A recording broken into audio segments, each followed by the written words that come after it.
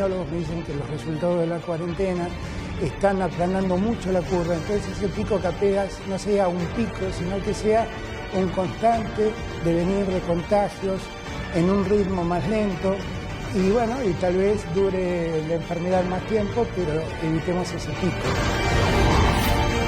Me parece que seguir mintiéndole a la gente de esa manera, me parece que no está bueno. Entonces sí, hoy yo voy a decir el titular para mí, Clarín miente. Clarín miente, sí, hoy lo pongo yo. Va a ser obligatorio el uso del tapabocas, obligatorio para todos los que anden en el transporte público, todos los que se trasladen en transporte público y para todos aquellos que estén en posiciones de atención al público. Buenas noches para todos, muy buen lunes, 9:23, 13:02 la temperatura en la ciudad de Buenos Aires, mucho frío, a quedarse en casa y a no jorobar con la temperatura, porque cambió y estamos con líos si no nos portamos bien y si salimos, 13:02 la temperatura. Saludo grande, buenas noches a todos, chicos. Hola Cefe, hola Debo, buenas noches Diego, Gustavo, Pablo. Carolina. ¿Cómo estás? Le mandamos un saludo muy grande a Fabián, ligera indisposición, el miércoles con nosotros, porque en estos tiempos pareciera que nadie se puede agarrar nada y nos agarramos todos algo.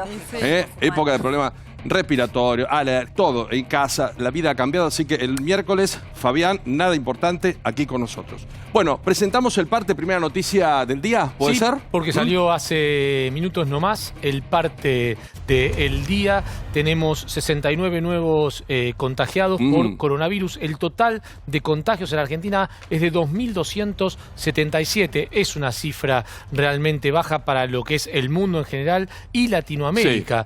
En particular, tuvimos que lamentar 3 fallecimientos en el día de hoy, 3 muertes, una mujer en provincia de 75 años, un hombre en la ciudad de Buenos Aires de 86 y un hombre en Córdoba de 70. Seguimos en un rango en donde hay que cuidar sí o sí a los abuelos, a los adultos mayores, porque son los que están sufriendo los decesos. Son 98 las muertes que han afectado a la Argentina desde que comenzó esta pandemia y tenemos algunas noticias dentro de este marco realmente negativo, medianamente positivas. La primera, ya llevamos 517 altas. Es un número que siempre nos gusta recalcar. Que seguimos aumentando la cantidad de testeos.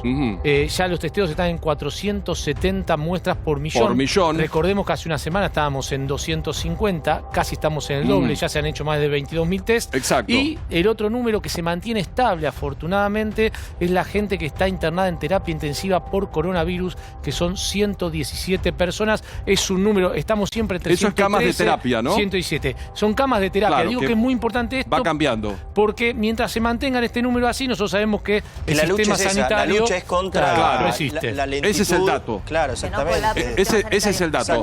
Repasemos estos números, Debbie. 69 casos nuevos, 2.277 total de contagiados, 3 nuevas muertes, 98 muertes en total. Ralentizamos sin duda el número, porque podría ser mayor, pero insisto, y ahora vamos a hablar con el doctor López, hay 2 factores que son fundamentales. Quedarnos en casa. Hoy hubo mucha gente, Mucha gente. Cola para el banco, cola para la vacuna, cola por la tarjeta, cola por no sé qué. Basta de estar en la calle. Y menos con este tipo de temperatura, porque los problemas respiratorios, todo lo que nos pasa, faringitis, laringitis, catarro, dolor de oído, sinusitis, todo esto es de esta época. Tenemos que estar adentro para que estos números mantengan, como dice Diego, el hecho, no que estamos matando el virus, pero que controlamos un sistema sanitario. Claro, que el sistema de salud resista. Y a mí me parece importante también ver un poquito lo que está pasando en la provincia de Buenos Aires, porque ponemos mucho el foco en el conurbano, cómo está la provincia en general. Los distritos hoy que más casos tienen son Ciudad de Buenos Aires, Provincia de Buenos Aires, Santa Fe, Córdoba. Bueno, en la provincia de Buenos Aires, por lo menos distrito por distrito, lo que se conoce hoy es que los municipios que más casos tienen son Vicente López, San Isidro, La Matanza y Pilar. Algunos de estos distritos que menciono son muy populosos, caso de La Matanza. Entonces me parece que también ahí hay que mirar un poquito cómo es la evolución de los casos. En la ciudad Balvanera, el cordón norte tienen más casos. ¿Por qué? Porque es gente que en su momento viajó y el cordón sur está más protegido. Hoy en nuestro programa, en Intratables, caso Tinelli. Tinelli, Clarín, la valija, el viaje, la mejor información la tenés aquí con nosotros. Hoy en nuestro programa, José Luis Espert. Para muchos es la salud más la economía. y nos vamos a meter, porque comenzamos la segunda fase de la cuarentena, algunas actividades flexibilizadas, pero los argumentos económicos como para tratar de zafar en una situación muy compleja. Y ahora Eduardo López, el doctor López como siempre con nosotros, porque comenzamos una nueva etapa y hay muchas preguntas para hacerle. Eduardo, querido, ¿cómo le va? Buenas noches. Buenas noches, ¿cómo le va, Pablo? Y saludos a toda la mesa. Muchas gracias por atendernos, querido Eduardo. Empezamos una nueva fase. Estamos ralentizando los números, estamos bien, tenemos que ser cautos. ¿Cómo nos tenemos que manejar? Creo que los tres adjetivos califican, ¿no? Uno, en primer lugar, la cifra de nuevos casos no aumentó en forma notable, es un aumento suave, diríamos continuo, pero muy suave, así que estamos en ese sentido, estamos bien. Lo segundo, que hay que ser cautos porque estamos ejecutando una cuarentena lo más restrictiva posible. Si bien, como bien ustedes comentaron, hoy no fue un día óptimo desde el punto de vista de la circulación de la gente, porque honestamente yo también vi mucha gente en la calle y en algunos lugares no se respetó la distancia social, ¿no? Claro, exacto. Vi muchos medios de locomoción también, cosa que me sorprendió. Así que por ahora los números están. Bienvenido sea el aumento del número de casos, como bien comentaban. Los testeos. Los testeos prácticamente se duplicaron en 3-4 días, ¿no? Así que eso es bueno y esperamos que se sigan aumentando el número de testeos. Y también es cierto que los porcentajes de aumento del número de casos positivos sigue siendo bajo, está alrededor del 13%, ¿no?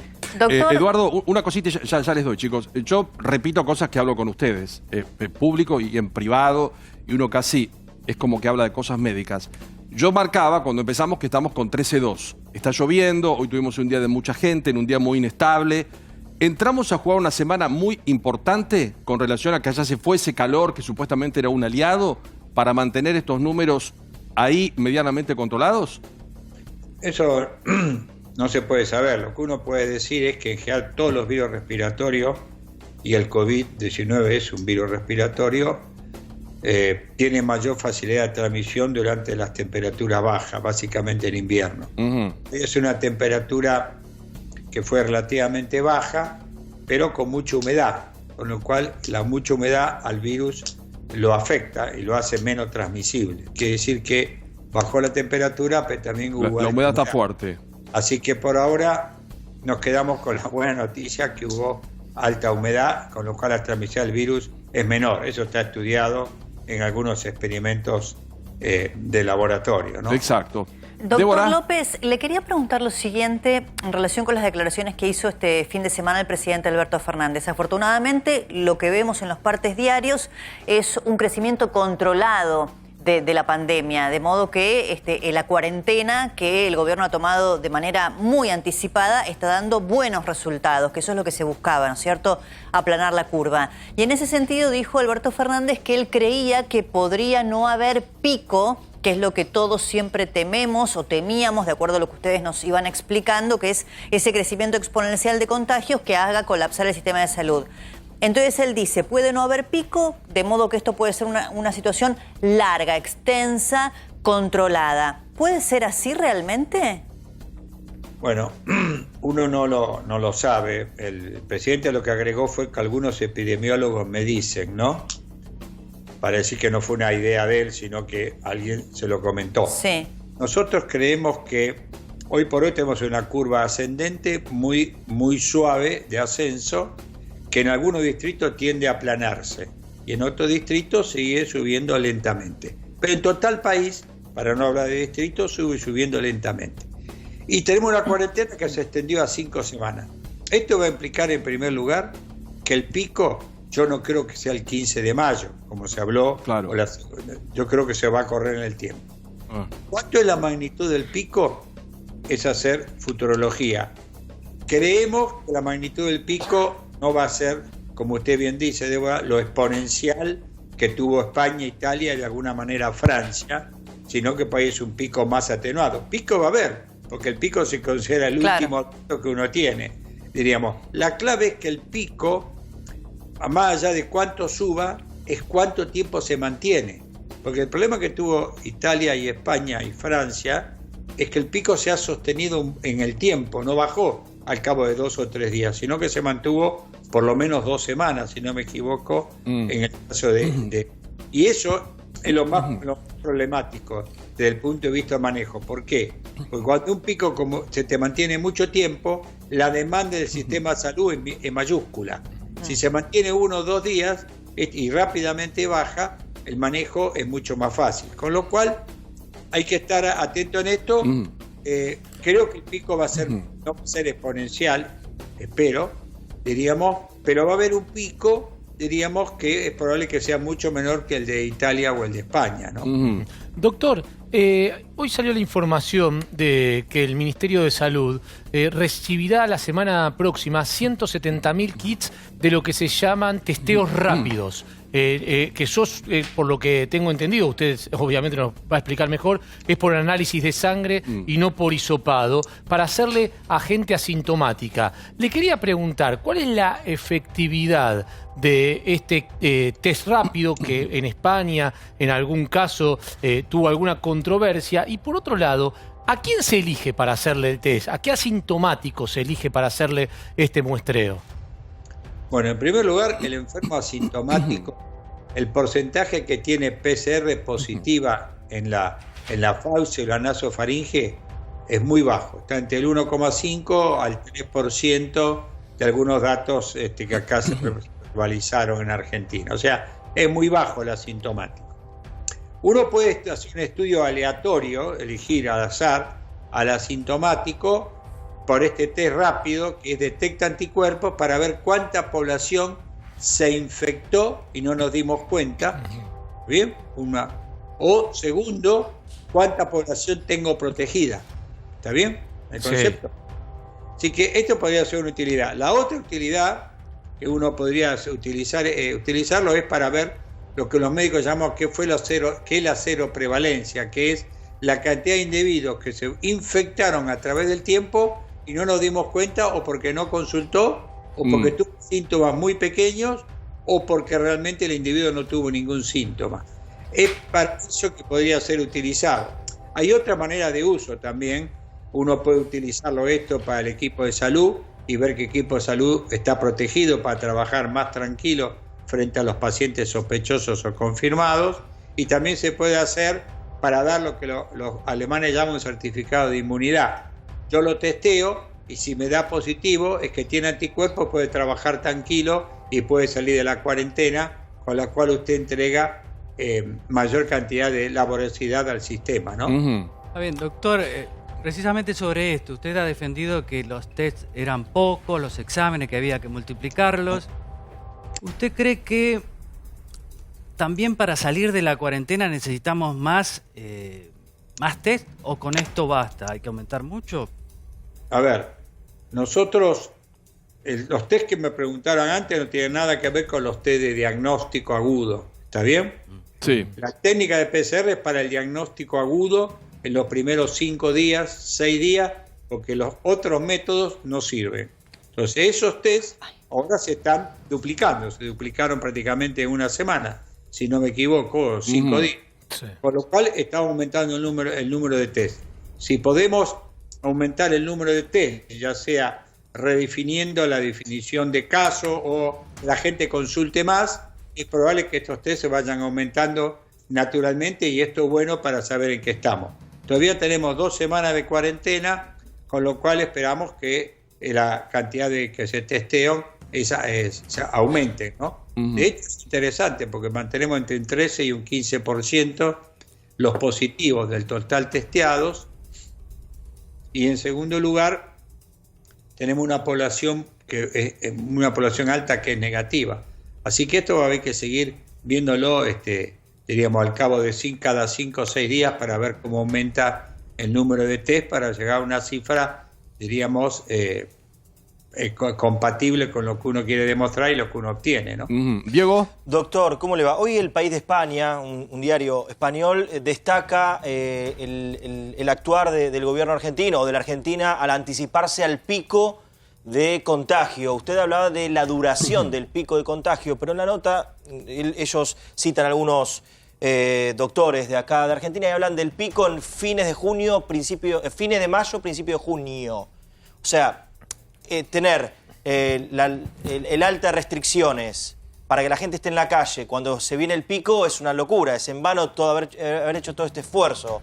Digo, y la pregunta es la siguiente, ¿usted cree que el encerrarse, el estar en cuarentena se va a extender hasta junio con estos datos que prevén del pico a fines de mayo? En realidad es una muy buena pregunta, la respuesta es no, yo no lo sé. Lo que sí estoy seguro... ¿O lo seguro, recomienda? Lo que sí estoy seguro que el pico no va a ser el 15 de mayo y yo dije que lo correría a fin de mayo, alrededor de junio. Digamos, la cuarentena tiene una utilidad grande en esto, entonces la pregunta es cómo administramos, por usar la palabra del señor presidente, o cómo flexibilizamos la cuarentena. Bueno, esto va a depender de varias causas, varias variables, pero yo creo que hay algunas en las cuales yo no negociaría, lo he dicho varias veces. El individuo mayor de 65 años tiene que quedar en cuarentena, los espectáculos deportivos y artísticos como cine, discotecas, teatros tienen que seguir cerrados, las escuelas empezar o después de las vacaciones de invierno o adelantar las vacaciones de invierno después de empezar, teníamos. Y tercero, los aeropuertos, que hay que estar muy, muy controlados, como los pasos fronterizos. Como ustedes ven, la cuarentena, para mi gusto, tiene que salir cautamente y en forma flexibilizada. Creo que uno puede ir aumentando algunas actividades productivas, pero esto hay que hacerlo, diríamos, de una manera con cierto grado de cautela, diríamos, ¿no? Yo pienso que el pico puede ser fin de mayo, yo estoy más para los primeros días de junio. De junio, claro, lo variamos. Esto que plantea Diego, ya te doy, Caro, realmente es llamativo, porque uno dice, vamos corriendo el pico, pero a medida que vamos corriendo el pico, pareciera como que tenemos que seguir extendiendo la cuarentena. Pablo, es que hay que hacerse la idea, digo. Claro, que es largo. Entonces, colegio en junio no. Que el pico se trasladaría a fines de mayo, principio de vamos junio, a levantar la cuarentena cuando el pico llega a la Argentina, más allá que el pico sea más corto de lo que es en Europa. ¿Me explico? Sí, claro. Sí. Pero lo que va a ser el esfuerzo, porque los comercios, las empresas... Bueno, No, pero la dimensión del esfuerzo que está haciendo el país es claro. conmovedor. Estamos en abril. Es conmovedor. Es conmovedor el esfuerzo, pero también lo que decía el presidente. Tenemos que entender, más allá de los números, yo lo marco, Eduardo y compañeros, porque apenas vemos que alguien dice estamos ralentizando o vamos mejorando, armamos un lunes como el de hoy con mucha gente en la calle. Entonces tenemos que tener una gran prudencia para mantener los números bien y no cometer ningún tipo de error, ¿no? Perdón. Sí, doctor, ¿cómo le va? Yo le quería preguntar, estamos hablando todos de los números que son en base a los test que se hicieron en Argentina. Ahora, yo lo que quiero saber es si los números de Argentina son representativos de la realidad. Porque si los comparamos con Chile, digo, al 11 de abril, en Chile ya se habían hecho 76.374 test y en Argentina 18.000 y algo. Digo, ¿es representativo? Estamos hablando de que Chile tiene 19 millones de habitantes, ¿no? ¿Es representativo los números que nosotros tenemos con nuestra realidad? Los números que tenemos, primero, son los números, ¿no? Esto es la realidad. Claro, pero ahora, si no se testea... Si usted me dice que nosotros, diríamos, podemos incrementar el tema de los test, bueno, se han incrementado y vamos a ver cómo sigue evolucionando esto. También es cierto, cuando usted mira los datos, diríamos, por ejemplo, hay provincias y ciudades que han aplanado la curva de una manera interesante. Por ejemplo, Córdoba es una de ellas, ¿no? Es otra. Capital Federal y conurbano es distinto, sigue en aumento y ustedes lo ven por los números de casos. Si nosotros testeamos o no, esto es una difícil respuesta. Yo le digo, por ejemplo, Alemania, que es el país que probablemente más testea, su porcentaje de positividad es 1,2. Estados Unidos, que testea mucho, su porcentaje de positividad es alrededor del 15%. ¿Esto qué significa? Significa que las situaciones epidemiológicas son muy cambiantes país por país. Por ejemplo, Israel, que también testea bastante, su porcentaje de positividad entre testeos y testeo positivo es alrededor del 10%. Argentina está en el 13%. Testeo, diríamos que es lo que llega, porque hoy es interesante, porque hoy hay más de 60 laboratorios que están testeando al mismo tiempo y el mayor de los testeos está viniendo fuera del Malbrán, que esto es bueno. Bueno, en Chile Ahora, desde el doctor, principio fue así. En Chile desde el principio estuvo descentralizado el tema de los testeos. Había ya desde el día 1 12 laboratorios testeando. Eso es verdad. Fue una estrategia diferente.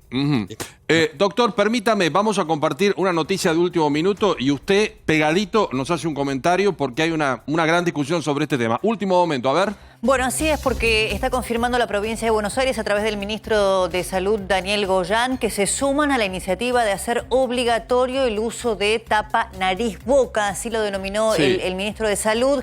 Creen que el decreto sale en las próximas horas, pero se va a efectivizar tal como sucede en la ciudad de Buenos Aires a partir del miércoles para dar tiempo a acomodarse.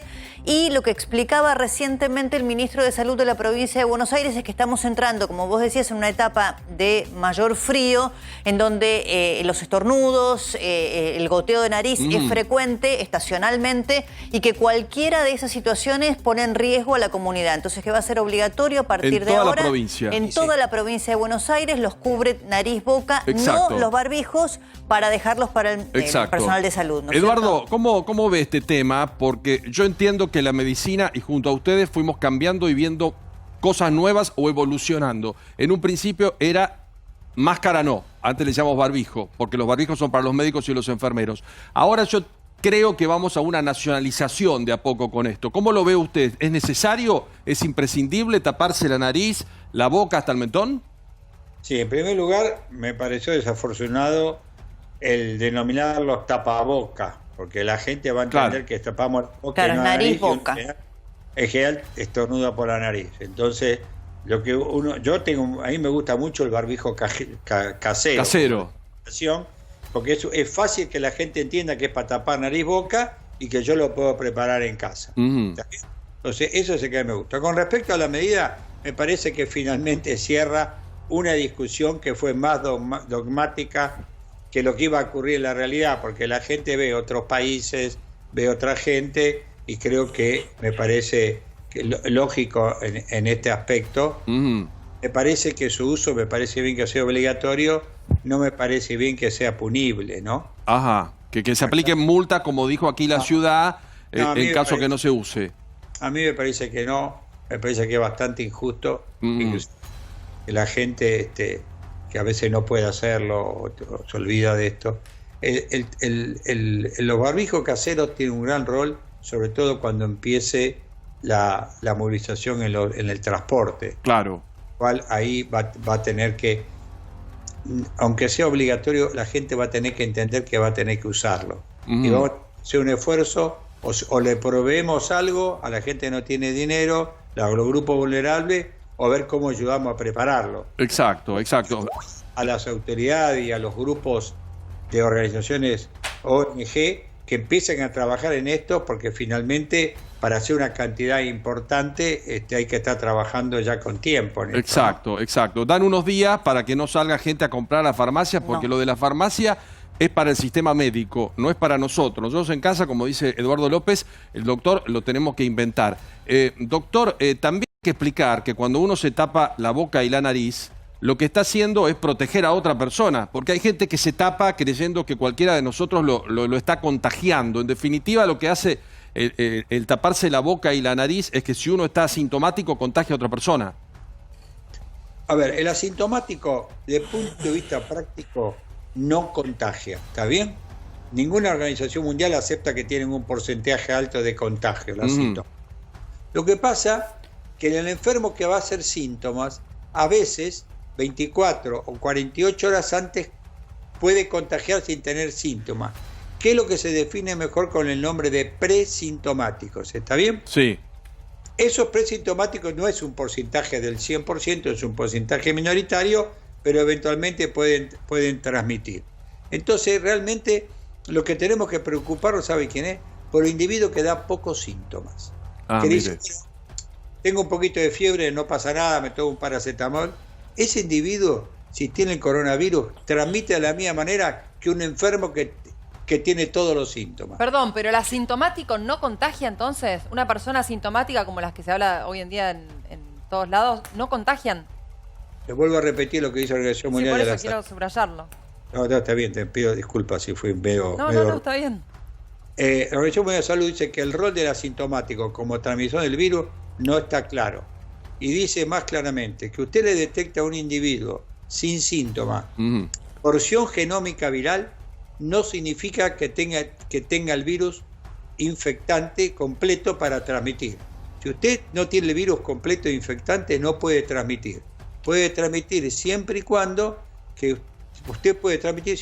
tenga la partícula viral completa e infectante. ¿Eso quién lo tiene? Lo tienen básicamente los enfermos leves, moderados o graves, o aquel individuo que cree que tiene fiebre y por ahí tiene un poquito de dolor de garganta y pasan 2 días, pero ese individuo ya transmitió. ¿Está bien? Entonces, realmente como concepto epidemiológico del asintomático, yo le bajaría el grado de importancia. Doctor, un abrazo, gracias por atendernos siempre. Repitamos, en casa mañana. Hoy fue un lunes de conducta regular, ¿no? En la ciudad casi un 20% más de vehículos y colas para las tarjetas, y cola para la vacuna, y cola para el banco, y cola. Tenemos que tratar de estar en casa. Yo sé que es muy difícil, pero es la clave, por lo menos, es la vacuna que tenemos a mano, ¿no?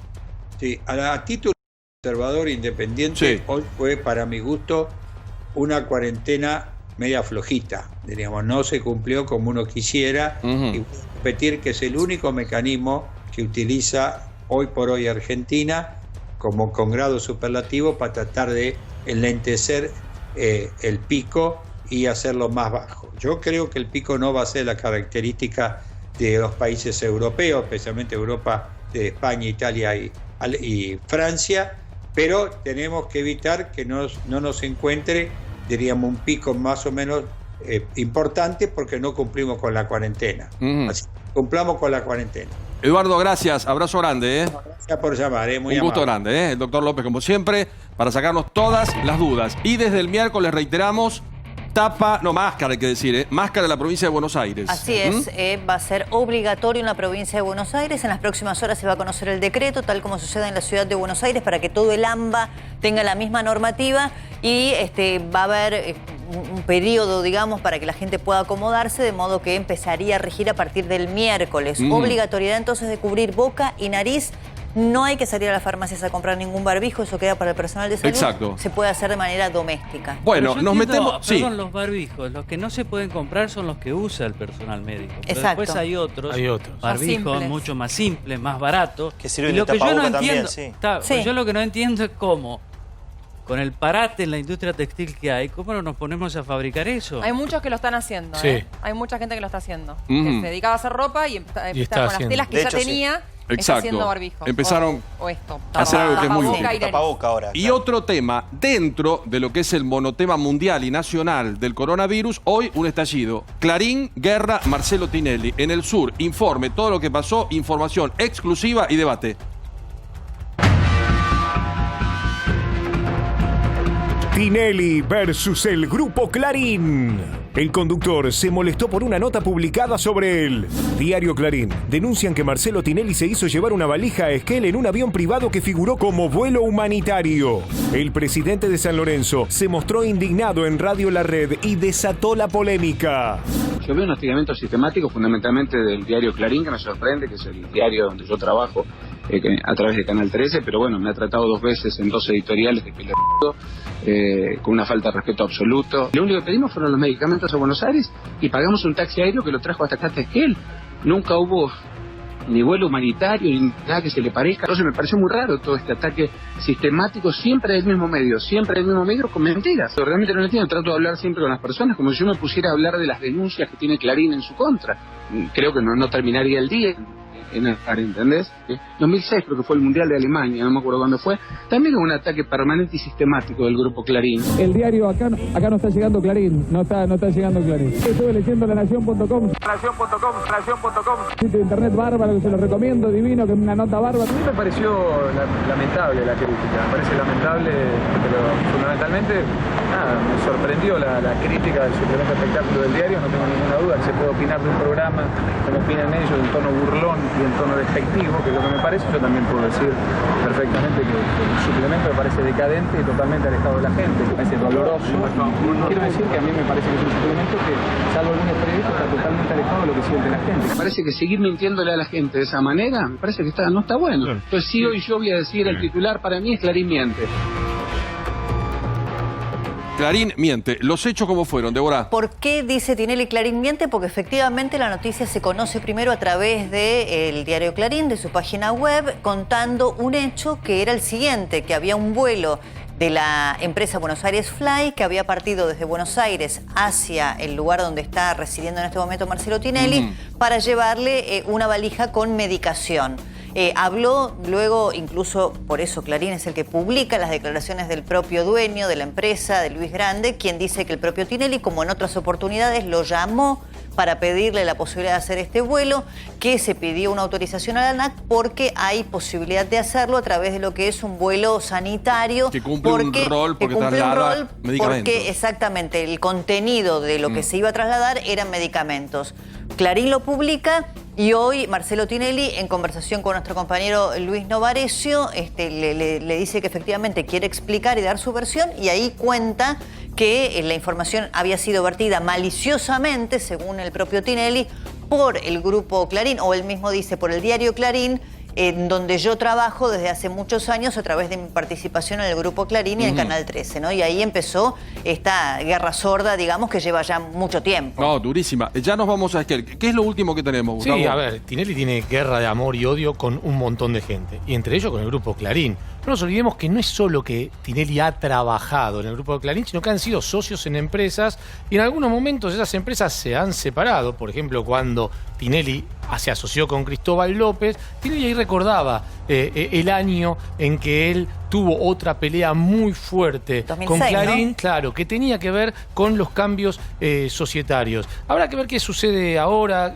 No parece ser una pelea simple, sino una pelea de fondo. Recordemos que el programa de Tinelli, Showmatch, que iba a empezar ahora a fin de mes, el 27 se posterga por la cuarentena también. Se ha postergado por la hay, cuarentena. A ver, no hay casualidades. Acá hay muchos intereses en juego y da la sensación de que cada vez que Marcelo Tinelli quiere tomar una iniciativa que corresponde a una decisión personal, digo, volcarse a la política y apoyar en este caso a este gobierno, viene el golpe. Cuando lo quiso hacer en otro ámbito, en el futbolístico, fue el golpe. En 2006, cuando quiso dar otro paso, vino el golpe. Digo, todo hay que entender cuál es la decisión personal con lo que los medios después le van a pegar. Es interesante, pero yo creo que los hechos muestran acá que Clarín lo único que hizo fue informar sobre una decisión del jefe del aeropuerto local de hacer una denuncia por presunta irregularidad ante el juez federal. Claro. Esa es la noticia. Ahora, después Marcelo,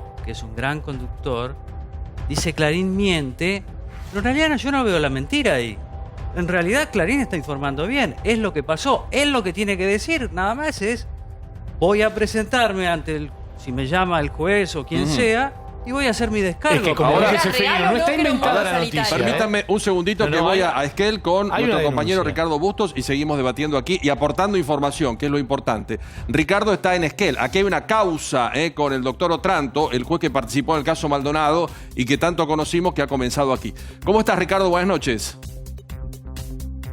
Buenas noches, Pablo, para vos y para todo el panel. ¿Cómo están ustedes? Bien, bien, nosotros muy bien. Bueno, la información que ustedes están manejando allí en el sur, donde Tinelli llega previo al decreto de Alberto Fernández sobre la cuarentena y, bueno, tuvo que quedar ahí con toda su familia. Él podría viajar porque es periodista y tiene circulación como cualquiera de nosotros que trabajamos, pero su familia no. ¿Qué pasó exactamente allí? ¿Qué información manejás vos, Ricardo?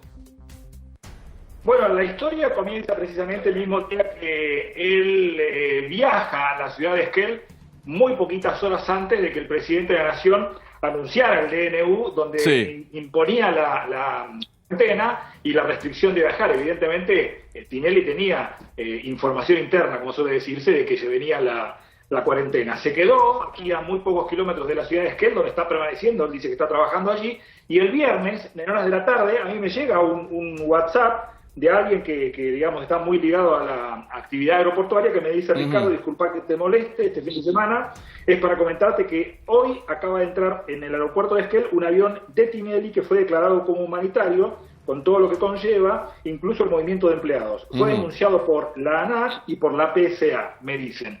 Ni bien empezamos a averiguar, cierto, el avión llegó, el jefe del aeropuerto, el jefe de la ANAC, que depende precisamente de la administración aeroportuaria a nivel nacional, nos dice: bueno, el avión declarado como humanitario, está considerado dentro de las excepciones del decreto de necesidad de urgencia que firmó el presidente Fernández hace más de 20 días, y como humanitario se espera que o llegue una ambulancia o llegue algo que tenga que ver con la salud de la gente. Bueno, lo que llegó fue una valija que pasó por el escáner de la PCA, no se encontró absolutamente nada. Ahora, el escáner se revisó, pero no se sabe qué es lo que traía. Puede traer medicamentos, como es lo que dijo Tinelli hoy de la mañana, o alguna otra cosa. Medicamentos, en la ciudad de Esquel hay por lo menos 10, 12 farmacias que venden medicamentos de todo tipo, desde los más elementales hasta los más complejos, más demandados, los más difíciles de conseguir. Sí, hoy, los más complejos, sin embargo. Hoy Marcelo dijo que era Marcelo Tinelli le decía a Luis Novarecio en Radio La Red que recorrió todas las farmacias habidas y por haber en la zona y que no pudo encontrar esos medicamentos. Vos me decís que eso se puede conseguir.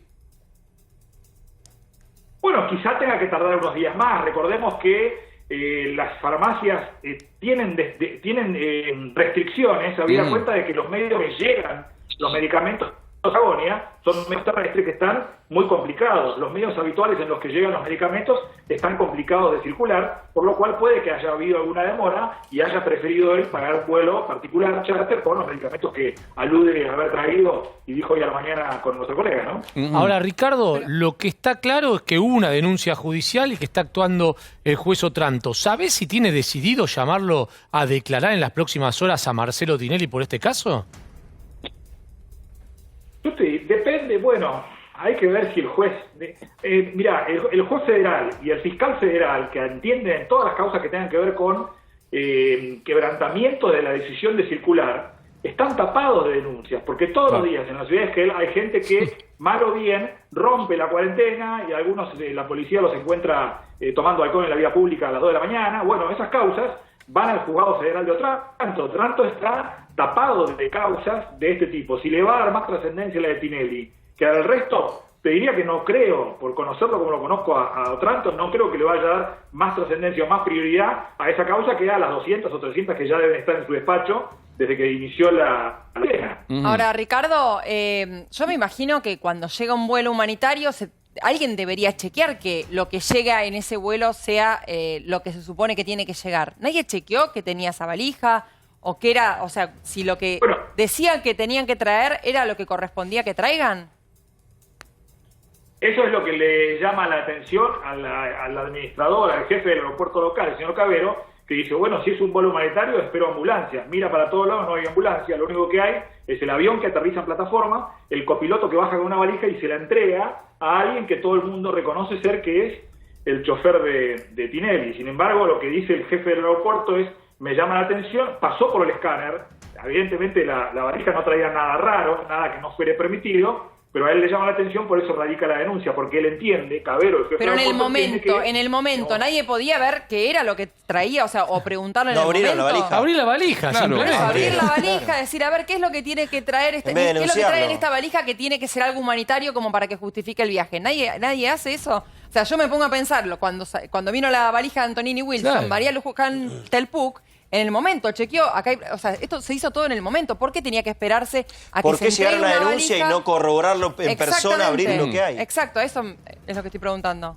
Bueno, a Tinelli no le está prohibido llevar $1 millón dentro del país en una valija, por lo cual cuando el escáner de la PSA, el empleado que está revisando el escáner, ve que no hay nada que no esté permitido, no trae, evidentemente drogas no traía y explosivos tampoco, dijo que pase. Claro. Ahí es cuando el jefe del aeropuerto dice, pero ¿y si pasó? ¿Pero por qué la denuncia entonces? Pero entonces el señor...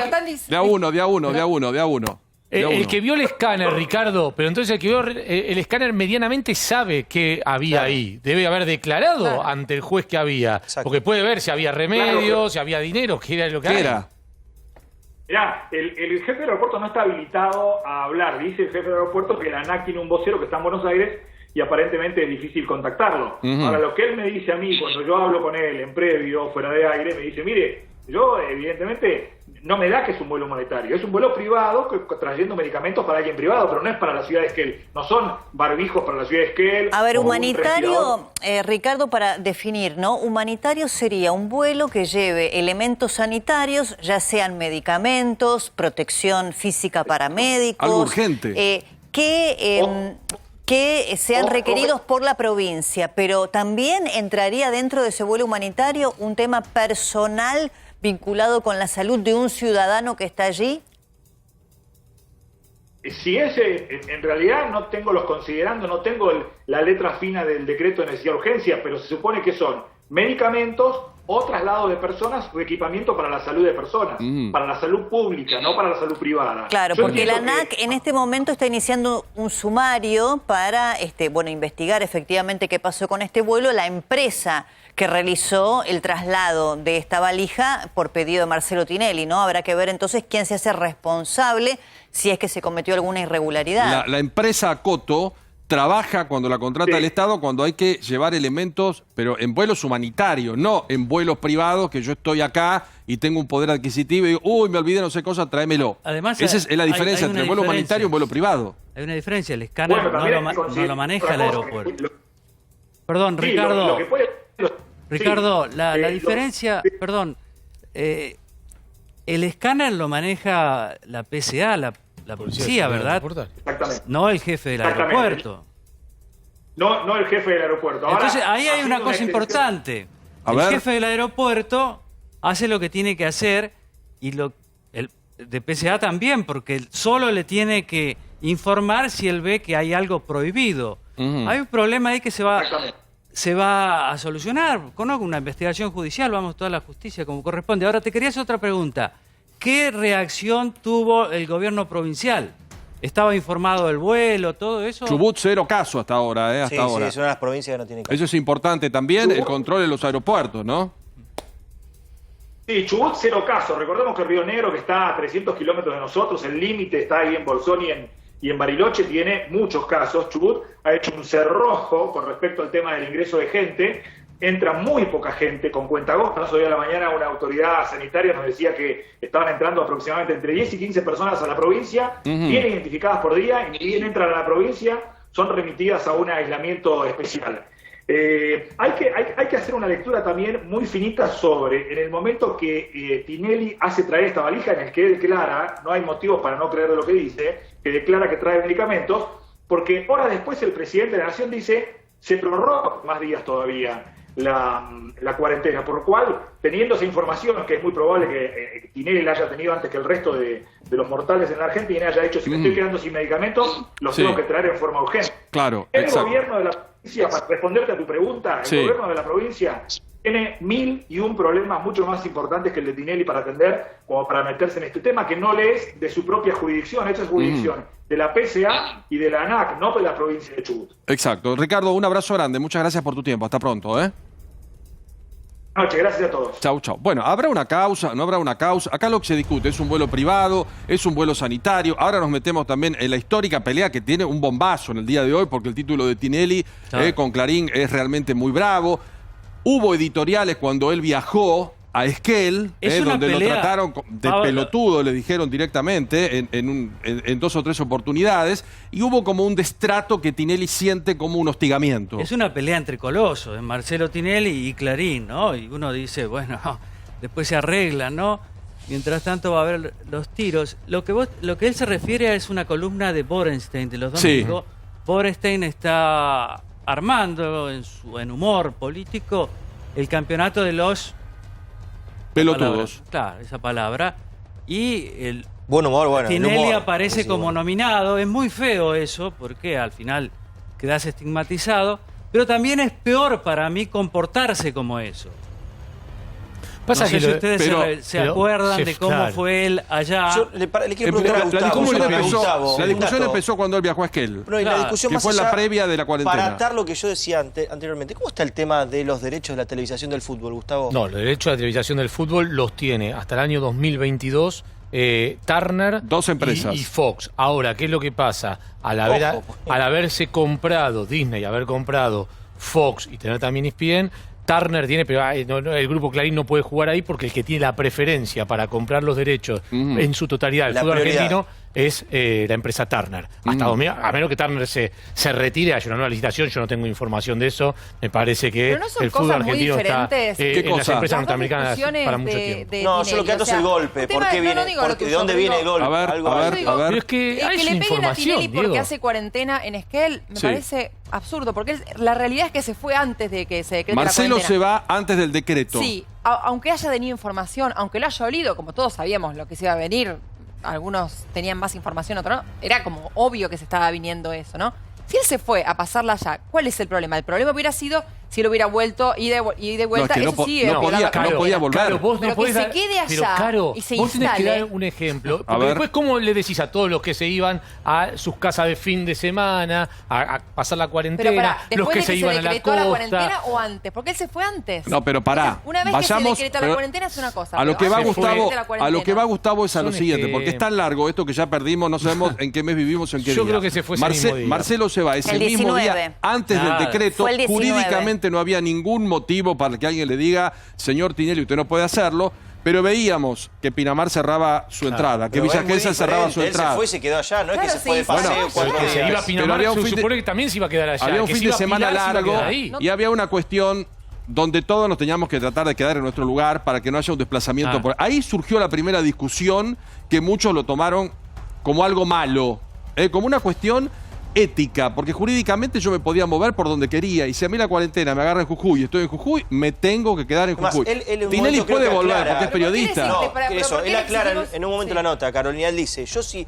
hubiese querido, Ahora. me podía mover por todo el país, vengo, me reúno en Canal 13 por Showmatch, se puede ir y volver porque por ser periodista puede moverse por todo el pero país. eso estaría mal. libremente, y no lo Estaría ha mal. hecho. No lo ha hecho. Pero digo, perdón, no. ustedes como Bien lo que periodistas, a ver. Sí. yo lo único que tengo para reclamarle a la nota de Clarín es que no lo consultaron antes a Tinelli.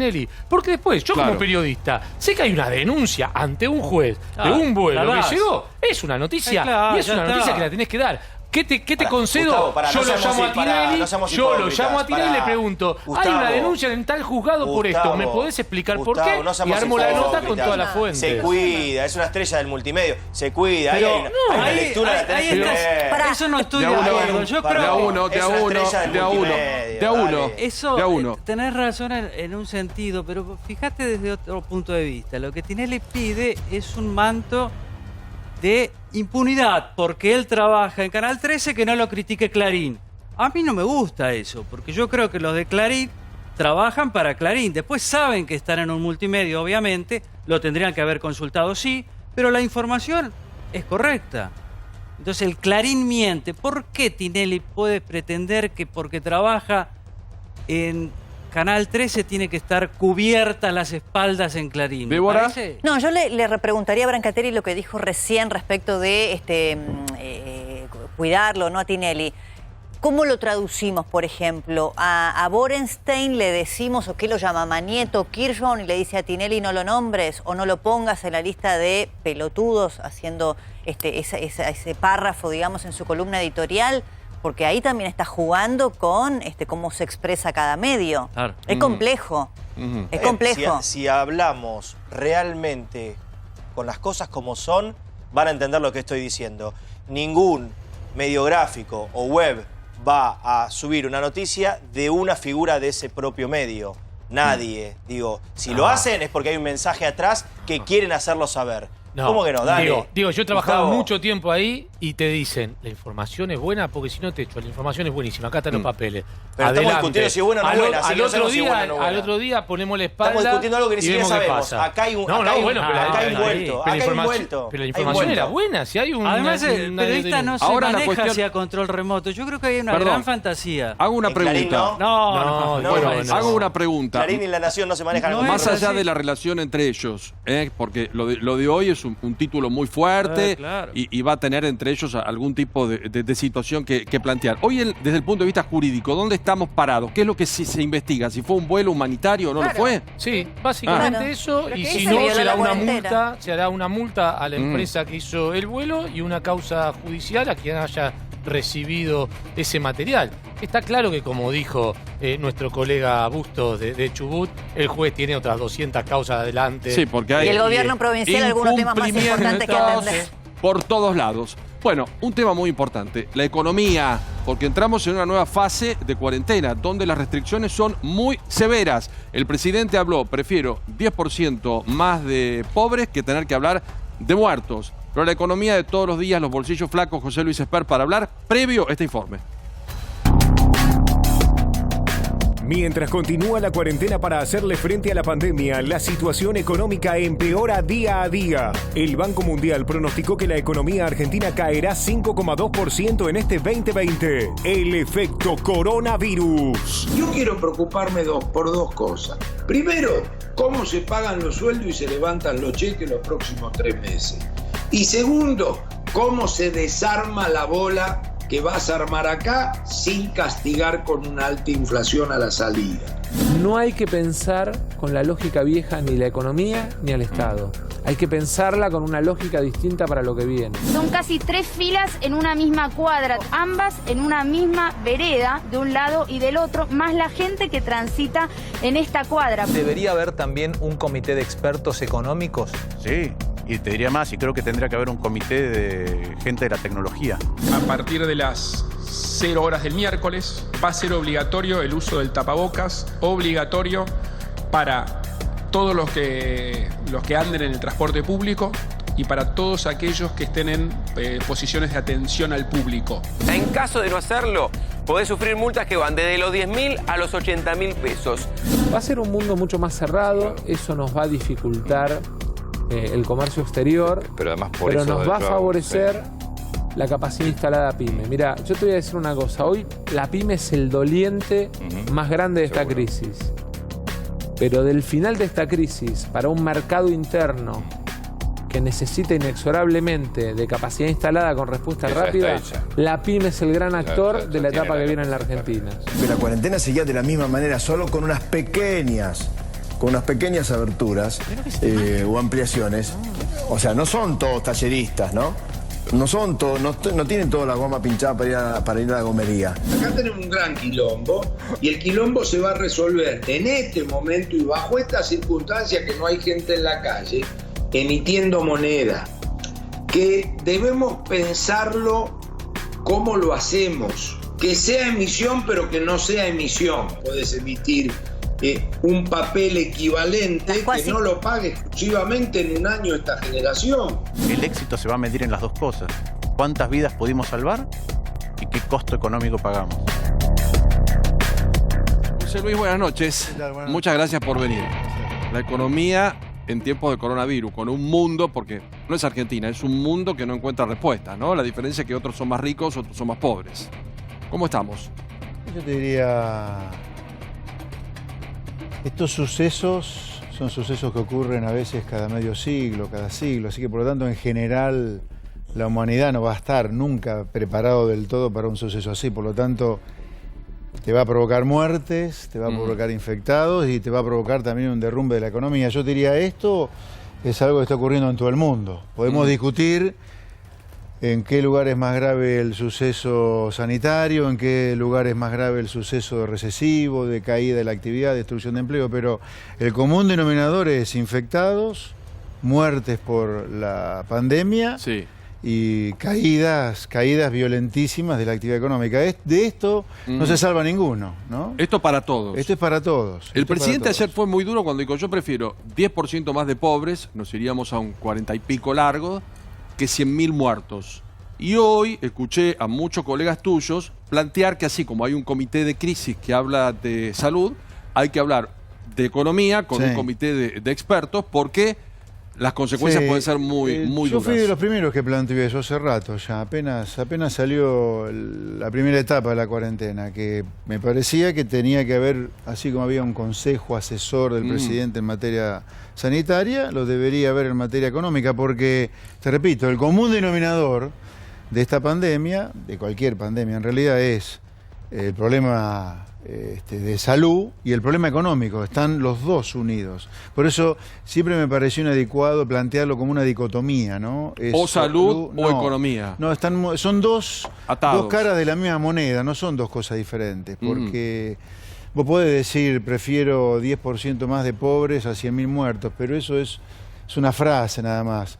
Si a vos las variables económicas se te van de madre, no vas a tener 10 puntos más de pobres, vas a tener 30 puntos más de pobres, ¿entendés? Entonces, volver a los niveles de pobreza de 2002 no es fácil, después de sobrellevarlo, ¿no? No nos olvidemos que lo que pasó en 2002, en cuanto a caída de actividad, desempleo y pobreza, fue un suceso dramático para toda la sociedad. Yo creo que habría que hacer todo lo posible para no volver ahí. Claro, y si no te cuidas con la economía, podés volver ahí. Con esto no estoy cuestionando en sí mismo la cuarentena, lo que digo es, pongámoslo en un pie de igualdad para que se balanceen las cosas, porque si no vas a creer que esto con un poquito de crédito blando a las empresas ya está. No, esto es... A ver, el coronavirus en cuanto a la economía te entra por la actividad del sector privado. Acá el comerciante no vende, el industrial no produce, el autónomo no factura, el monotributista tampoco. Se está fundiendo el sector privado. Entonces vos tenés que ir al salvataje del sector privado al mismo tiempo que cuidás la salud con la cuarentena, que eso no lo cuestiono, digamos. Pero ¿Cuánto dura? A ver, de a uno. Sí. ¿El plan de salvataje cómo sería para las pymes? ¿Qué tal? ¿Cómo le va? Hola. ¿Cómo sería? No solamente las pymes, acá estamos hablando el comercio, pyme, comercio, grande empresa, coincidimos chica, todos, creo que hasta el presidente entiende que es profesional. Yo creo que hay que hacer una cosa, a ver, algunas cosas el gobierno ha anunciado, todavía no están implementadas, hay rezago en la implementación. Hay dos medidas buenas para mí que deberían ser más agresivas todavía, que es el ingreso familiar de emergencia y hacerse cargo del gobierno de parte de la planta salarial, de parte de las pymes, no de todas. Pero ahí tenemos un problema. También, pero habría que ir mucho más allá de esto. Creo que hay una segunda cosa que hay que hacer, creo yo, que es permitir que las empresas cierren con sus trabajadores el acuerdo gremial que puedan sostener durante la pandemia. Acá estamos frente a una excepcionalidad. En una excepcionalidad como esta, la ideología no vale, es tener sentido común y ser práctico. Yo creo que esto de poner un piso, prohibir despidos con un piso de la caída de salarios que puede haber en las empresas, no está bien porque te puede llevar al quiebre de empresas. A lo mejor por 3 meses o 4 meses, mientras dure la cuarentena, las empresas pueden cerrar con sus trabajadores un acuerdo para trabajar, no sé, 3 turnos durante la semana en lugar de los 5, por un salario menor al que fija implícitamente el decreto. Otra cosa que habría que hacer también, además de estas, y el comité de asesor en economía del presidente, es algo así como se hace en Estados Unidos, que es el Chapter 11, o sea, un proceso que facilita que la empresa en el medio del concurso continúe produciendo normalmente. Acá el proceso de quiebra que tenemos todavía no es todo lo fluido que debería ser. Y otra cosa muy importante, 2 finales. A ver. Para que quede claro que yo vengo con propuestas, porque me preocupa muchísimo la situación, es... Dejémonos de pensar en impuestos en el día de hoy. La gente no puede pagar impuestos, aunque sea para la fortuna. Digo, no desviemos el foco de atención. Acá la economía no está para pagar impuestos. La gente se está fundiendo. Lo que sí deberías hacer, para evitar que el déficit fiscal te explote, y te puede explotar por la caída de la recaudación, es que la parte del Estado que no funciona, salvo salud y seguridad no está funcionando, el resto del Estado está todo parado, para evitar que el déficit explote, que colabore bajando el gasto público, salario, lo que sea. Eso sí. Gustavo. ¿Y qué haría usted? Porque usted dijo recién, que las empresas negocien con los trabajadores algún tipo de acuerdo para que se pueda sostener. Pero ¿qué haría con todos aquellos que no están en relación de dependencia, que son muchos en la Argentina, y que tampoco están incluidos en el ingreso de emergencia de 10.000 pesos? Hablamos de un montón de monotributistas, de autónomos. ¿Qué haría con eso? No, yo a esos debería, yo creo que el IFE, este ingreso familiar de emergencia, debería incluir absolutamente a todo ese universo que no está incluido. Si usted incluiría a todas las categorías de la C para arriba. Absolutamente sí. No como ahora que es sola. Absolutamente sí. Porque, a ver, repito esto. El coronavirus, la pandemia, la cuarentena, mata al sector privado, mata al comerciante, al industrial, al autónomo, al monotributista. Entonces hay que acudir en salvataje de todos o de casi todos ellos. Ahora, admito que es un costo fiscal gigantesco, altísimo. Pero si te quedás sin sector privado, no tenés nafta para la recuperación posterior a la pandemia, porque acá podía hablar del Estado presente, pero el Estado presente son impuestos. Los impuestos la paga el sector privado, no le paga un marciano. Y si te quedas sin sector privado y corres el riesgo de eso. Fíjense los datos de venta que han salido, no sé si los vieron con cuidado. Datos de venta en comercios. ¿Cómo bajaron? Pero de solo interanual. 15 días. Sí. A ver, en marzo la cuarentena arrancó el 20. Sí. O sea, vos tuviste de 31 días que tiene marzo, 11 días, no sé, los feriados que hubo, los hábiles. Los 30 días de marzo de este año contra los 30 del año anterior, teniendo solamente 10 días, 11 días de cuarentena, las ventas cayeron entre 50 y 80%. Exacto, el más bajo es farmacia 33. Abril contra abril. Por eso digo, acá corres el riesgo de que te desaparezca el sector privado. Después, ¿cómo va a cobrar impuestos y mantener el Estado? ¿no? Reato, por favor. Ahora, está bien lo que decías de la ayuda del gobierno a las pymes. Sí. Pero, viste, las pymes tienen muchos empleados en negro. Sí. No van a recibir ayuda. No, pero para eso sí está el ingreso familiar de emergencia. Claro. No a las pymes, sino a todos. No. Hasta ahora el gobierno tiene 2 programas que todavía no implementó. Uno que es el ingreso familiar de emergencia, que son para ciertas categorías de monotributo y para los que están en negro dentro del sector de los autónomos, y un subsidio aparte de la planta salarial de parte de las pymes. Obviamente, la pyme que tiene empleado en negro, el empleado en negro irá por el IFE y recibirá subsidios solo por la parte blanca. Pero la parte de los 10, pero son 10.000 pesos nada más. No, va a tener que replicarlo en abril. Vas a tener que repetir. Mayo, sí. Te quería preguntar, a ver, porque vos recién dijiste hay que correr toda ideología y esto desafía claramente las posiciones ideológicas, históricas o dogmáticas de muchos de ustedes, los que hacen economía desde hace años. Entonces acá vos dijiste, bueno, el déficit fiscal para que no explote, claramente el tema del déficit ya parece que no es tema ni en la Argentina ni en el mundo. Los mecanismos de salvataje de otros países son billonarios. En la Argentina, por ahora, el que conocimos es 300.000 millones de pesos, la primera etapa, habrá que ver cómo es la segunda. Ahora, todos nos preguntamos cómo se financia. Y a mí me sorprende, y te lo pregunto a vos también si estás de acuerdo, que economistas, desde los más liberales hasta los de izquierda, los de centro, dicen no queda otro remedio que emitir. Porque Argentina no tiene acceso al financiamiento. No, bueno, ahí yo agregaría. Yo creo que Argentina debería evitar yo creo que el déficit fiscal te va a explotar este año. Porque viene una caída violenta de la recaudación y una suba del gasto no menor por todo esto que estamos hablando, que es el salvataje al sector privado. Creo además, dicho sea de paso, otra de las medidas que habría que hacer no es subir impuestos, es bajarlo de los impuestos. Está bien, pero necesitas dinero, bajar los impuestos, no recaudar, necesitas te quedan 2 canales de financiamiento del déficit, la emisión y la deuda. Podrás perder algo de reserva durante algún tiempo, pero habría que evitar un default, por ejemplo. Todo el mundo emite. Sería bueno evitar un default para que te quede la canilla de la deuda. Pero aún evitando el default, ¿Argentina tiene hoy acceso al mercado de capitales? ¿Argentina está en condiciones de pedir crédito? Tenés poco mercado de capitales, pero si entras en default con lo único que te queda por defaultear, que es la deuda en moneda extranjera, bajo legislación extranjera, ahí sí que no tenés un peso partido. ¿Y la emisión monetaria qué riesgo conlleva para una Argentina que tiene en el nivel de precios, la inflación más alta de la región acá en la emergencia, es todo frazada corta, O sea, yo emito, pero tengo riesgo de un salto corres el riesgo de un salto fuerte en el nivel de precios. Pero no tenés, digamos que el mundo también emite y que no hay muchas recetas ni muchas fórmulas. Claro, pero el mundo no tiene 50% de inflación preexistente al virus. No, por supuesto. Sí, pero además, bueno, hemos estafado tantas veces al que tiene pesos, viste, que el que tiene peso... Por eso la Argentina es un país con tanto apetito por el dólar, corte de salario lo de corte de salario lo veo difícil para un gobierno peronista. Bueno... tendrás que aceptar una tasa de desempleo más alta. O sea, cuando decía correr ideologías, no es correr la suya, sino correr la del gobierno.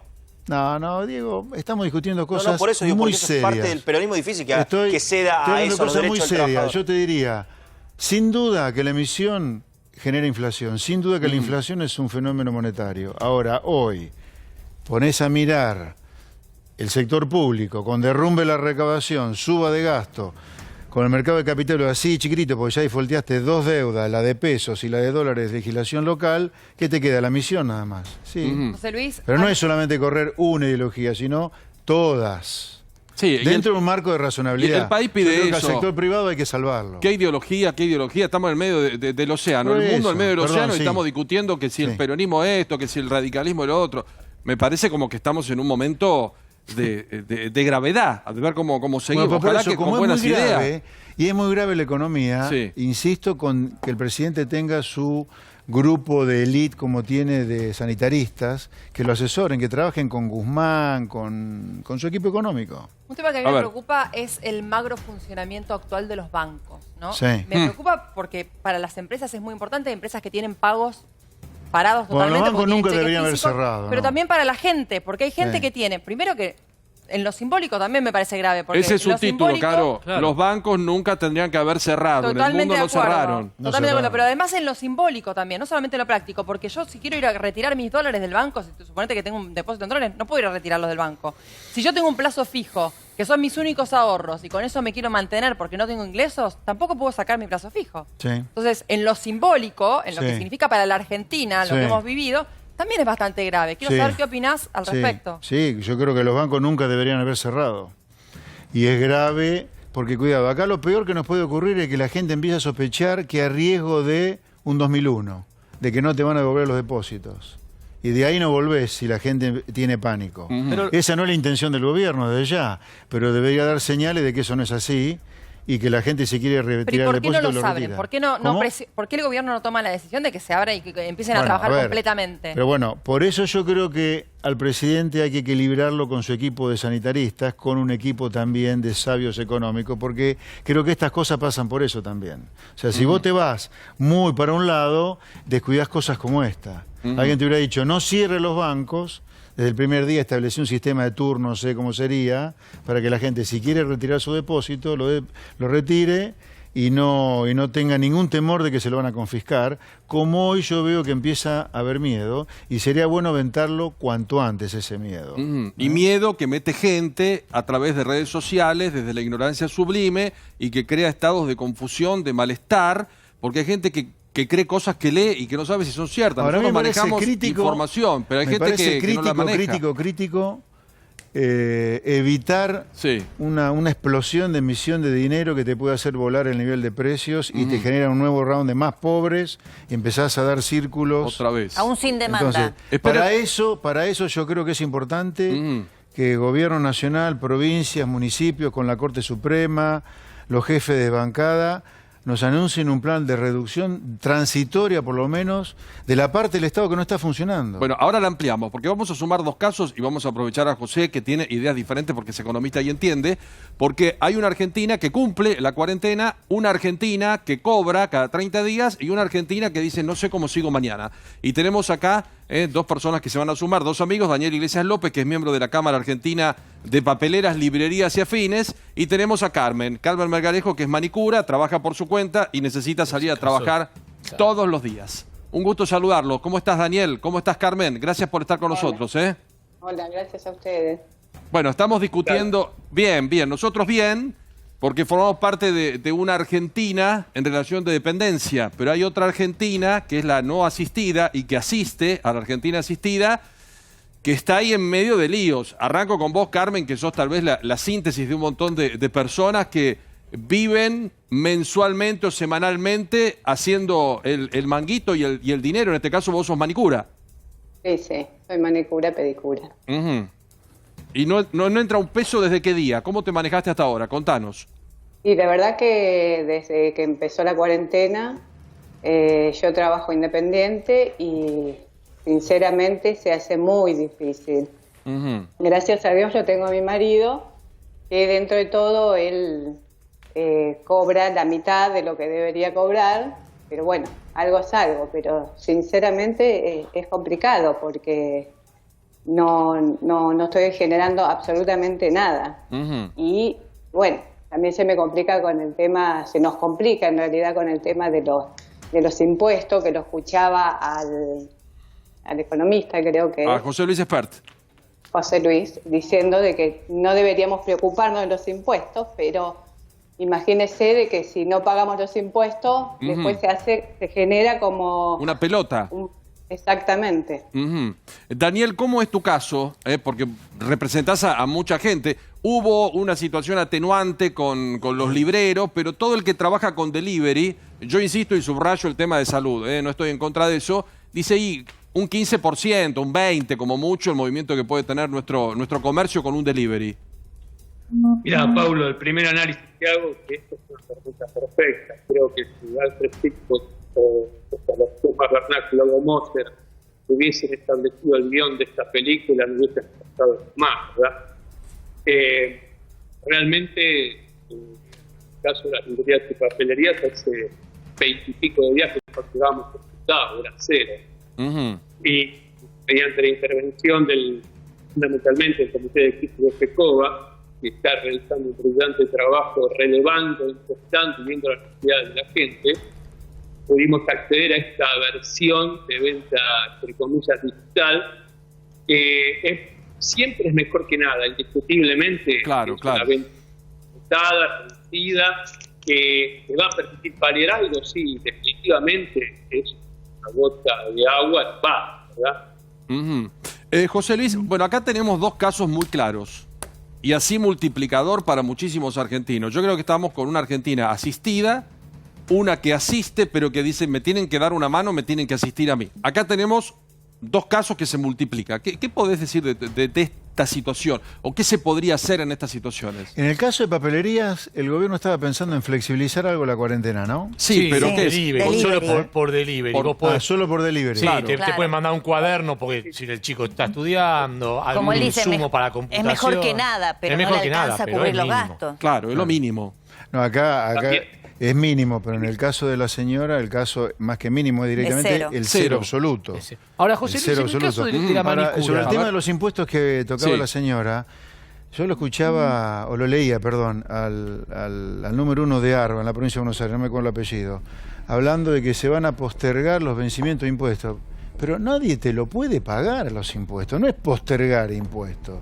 Vos tenés que dar un jubileo de impuestos durante el tiempo que dure la cuarentena. La gente no tiene cómo pagarte los impuestos. O sea, vos decís no postergar. Ahora vienen los vencimientos de ganancias, por ejemplo. Las ganancias son sobre el periodo anterior. Vos ahora hace 30 días que no facturás un mango. ¿Qué ganancia vas a pagar por más que haya devengado ganancias? Ahora, José Luis, bajar la alícuota al 10. Perdón, sobre el si caso no lo puede pagar la gente. Sobre el caso de la manicura, que es el caso de un montón de gente, sí, como el de Carmen. Claro, cero. ¿No se podría el gobierno, así como le da crédito blando a las empresas, decirle, bueno, que los bancos le den crédito, no sé, al 10%, al 15%, hasta que pueda volver a trabajar? Y ahora le preguntamos a Carmen también. Porque... Yo creo que prestar a una tasa de interés no tiene sentido. Prestar a tasa cero. Al cero. Claro. Prestar al cero. ¿Quién puede prestar Carmen, a tasa cero? espera. ¿Quién tiene condiciones de prestar a tasa cero? Porque está bueno lo que... una situación de emergencia. Chicos, de a uno, por favor. No hay ningún banco, y con toda la razón del mundo, que te vaya a prestar de capital propio o con dinero fondeado de depósito de la gente a tasa cero. Por eso, ¿quién Acá está es el en Banco condiciones de Central hacerlo? con un sistema de redescuento que podría hacerlo. Bueno, a ver, por permitime eso que le es importante pregunto. decirlo. Carmen, espera, de nuevo, exacto. Todo esto es emisión monetaria y vos tenés que hacerla de manera razonable la emisión. Por eso te digo, vos tenés que tomar medidas del lado del gasto público. Este tema siempre se soslaya. O sea, algún día, a menos en una pandemia, donde nos estamos por comer los mocos todos porque nadie cobra un mango, ¿cómo no va a haber un ajuste del gasto público? ¿Saben cuánto es el gasto público de Argentina? El total, nación, provincia y municipios. ¿Cuánto? ¿Saben cuánto es el número? ¿Cuánto? 9 billones de pesos. Un 9 y 12 ceros. Entonces vos decís, de eso, salud y seguridad es menos de un tercio. Vos decís que sacás jubilaciones también, sacás los UH, te quedan entre 2 billones y medio y 3 de salario. O sea, ¿Cómo no va a ajustar nada cuando ceros. la gente no factura un mango? Carmen, ¿vos aceptarías sacar un crédito o decís no me quiero meter en esto porque tengo en definitiva otra deuda, o el tema de los impuestos? Los pateo para adelante, pero adelante tengo el lío. ¿Cómo te vas a manejar vos? No, y la verdad que con esta tasa directamente no. No pediría un préstamo porque no. Yo no sé después si después de esto la gente seguirá viniendo, porque al principio seguramente no van a venir porque van a tener miedo. Claro. Aunque puedan abrir, no, es va a haber restricciones de salud y económicas. Daniel, ¿y cómo ves tu caso? Porque yo escucho en distintos rubros que hay como una cadena. Yo no puedo pagar el alquiler y el dueño del local necesita el dinero. Yo no puedo pagar tal impuesto y el Estado necesita el dinero. Es como una cadena de problemas para todos. A cada paso un problema. Por eso, Paulo, te hablé la pregunta perfecta. A ver, yo tengo 17 empleados obviamente en blanco, son 17 familias que necesitan que yo les pague el sueldo porque tengo que pagar alquileres, comer. Yo tengo que tomar el crédito, sí o sí, no tengo alternativa, pero todo lo que propongo también es cambiar un poco el paradigma. Yo traté de cambiar el chip de mi cabeza, de tener una temporada escolar buena, de hacer dinero, de poder hacer una inversión, mejorar cosas. Yo pasé a pensar que mi prioridad en este momento es la salud de mi gente, el equipo de trabajo, mi familia, y conservar redundancia al trabajo. Si yo el 31 de diciembre empato, yo descorcho algo muy bueno, Pablo. Seguro. Ese es el objetivo. Porque esto realmente, y por tercera vez lo digo, es una tormenta perfecta. Jamás soñé en mi vida que iba a estar 25 días. Increíble. Bueno, yo les quiero... Sí, perdón, decime. Sin facturar un centavo es real, como te lo digo. Y la venta vía web, internet. Yo entiendo a todos los que te dicen que es lo que te viene, tu futuro perfecto. ¿Sabés cuánta gente no tiene acceso a los medios virtuales para comprarte? ¿Sabés cuánta gente golpeó el vidrio hoy? Daniel, me hace pagando de recibo, me lo tenés que poder por la web. Y se me quedaban mirando, ¿no? Digo, Claro, te entiendo. Bueno, les quiero agradecer a los dos, así como hoy tenemos a Carmen y a Daniel, vamos a tener casos de muchísimos argentinos. Bueno el mensaje tuyo, Daniel, esperanzador. Qué lindo Carmen, mensaje, fuerza, a no aflojar. Un abrazo a los dos y gracias. ¿Puedo dejar una reflexión más? Cortito, a ver, decime, que te escucho mal. La copa está en la mitad, depende de vos cómo la querés ver. El pesimista piensa que se le acabó el vino, el optimista sale corriendo a abrir la segunda botella. Cuídense, un abrazo grande, Daniel. Chao, Carmen, un beso, Bueno, chao. Bueno, José Luis, ayúdanos. Ayúdanos. Hay otra cosa a poner acá en la discusión.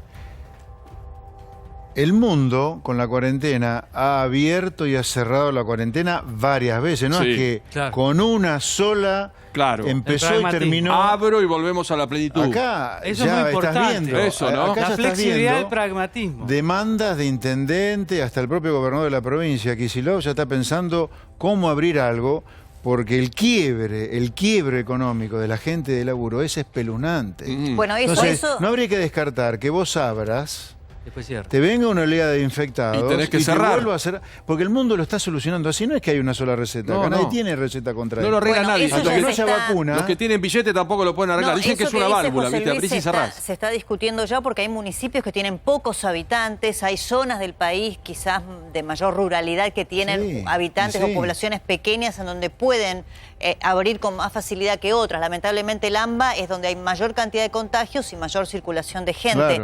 Ahora, vos hablabas del mundo, pero yo me pregunto siempre qué pasa en la Argentina, ¿no? Porque el coronavirus llegó a un país que ya tenía virus crónicos o enfermedades crónicas. Recién mencionábamos la inflación. Los demás países no tienen inflación como la Argentina. Vos recién mencionabas los mecanismos de salvataje. A la Argentina la encuentra con 16 millones de pobres. Sí, por eso yo creo que en Argentina el tema económico es particularmente crítico. Es diferente. Por eso yo pensé siempre, por Dios, si vamos a hacer esta cuarentena durísima, de las más duras que hay, al menos al inicio, pongan un comité de economistas, de sabios, de economía, que lo asesoren también al presidente para balancear un poco, porque acá hay un drama económico que mucho el resto de los países no lo tienen. Pero ¿qué harían los sabios? Años de recesión, ¿Qué harían los sabios? Precisamente, ¿Qué harían los sabios? ¿Qué consejo le dan? Perdón, precisamente el tema del drama económico es lo que no te parece que Alberto Fernández ha preferido dedicarse a la salud, a la cuarentena, y dejar la economía a un segundo plano. Me parece que lo es explícito eso. No, eso no tengo la menor duda, Eso no tengo la menor duda, porque las medidas han sido hasta ahora, algunas en el sentido correcto, pero absolutamente insuficientes. Hace falta una enormidad más. Es más, si uno fuera mal pensado, uno podría decir, esto de dejar la economía que se destruya. ¿No es consciente el presidente de esto o está pensando en otra cosa? ¿Qué puede hacer? Si vos me decís que hay que emitir, pero el peligro es la hiperinflación. Vos decías... No, bueno, pero espera, podría hacer otras cosas que no implican una hiperinflación. Por ejemplo, yo di dos cosas, hablé de dos cosas. Un proceso de quiebras mucho más ágil que el que tenemos acá para que las empresas puedan continuar funcionando en el medio del concurso, y acá va a haber mucho concurso. Y la otra cosa es dar flexibilidad absoluta para que los trabajadores de una empresa cierren el acuerdo de trabajo que se pueda con la empresa, al menos mientras dure la cuarentena. ¿Cuasimoneda sí o no? O sea, salirte. Pero ¿cómo sería un acuerdo? Chicos, somos pocos y estamos distanciados, así que tenemos que tener un orden. ¿Cuasimoneda sí o no? No, a ver, cuasimoneda. Sí. Cuasimoneda es la amenaza de muchos gobernadores de provincia, ¿sí? Esa es la amenaza. Bueno, es que gobernadores que emitan cuasimoneda. Sí. Yo te diría, no tienen derecho en emitir cuasimoneda. Yo te voy a dar número. Hablemos de número, porque en economía, si uno habla de número, todos te chamullan. Las provincias recibieron, durante el gobierno de Macri, por el fallo de la Corte Suprema de Justicia de fin de 2015, 4 billones de pesos de coparticipación. ¿No ahorraron nada de ese regalito que recibieron de la Corte Suprema? ¿Me entendés? No puede ser que acá, 4 años después de haber recibido un tsunami de plata, los mismos tipos que recibieron un tsunami de plata digan que están por emitir cuasimoneda porque no pueden pagar los salarios. Pero ¿qué hace el pobre empresario papelero recién? La manicura. La semana, ¿no? Esa gente, a esa gente tiene que atender, no un gobernador de provincia. Ajustar lo que tenga que ajustar. Si en ninguna provincia está funcionando el 100% del Estado porque está cerrado. Insisto, la única parte del Estado que funciona es salud y seguridad. El resto se cierra, no cobran el 100% de los salarios. Así como la señora no va a cobrar un peso. ¿Por qué tenemos que poner ciudadanos de primera y de segunda aún en una pandemia? No es justo. Bueno, preparemos preguntas para José Luis porque vamos a seguir un ratito más con él, porque la economía comienza a recalentar los bolsillos de la gente. Números del mundo suben y bajan. En China se habla de un goteo. ¿Por qué? Porque abrieron la frontera y ya tuvieron 108 positivos en el día de hoy. Y nos vamos a los Estados Unidos, lamentablemente con resultados durísimos. Allí está nuestro querido Ronen en Manhattan. ¿Cómo estás, Ronen? Buenas noches para nosotros, para vos también. ¿Cómo estás?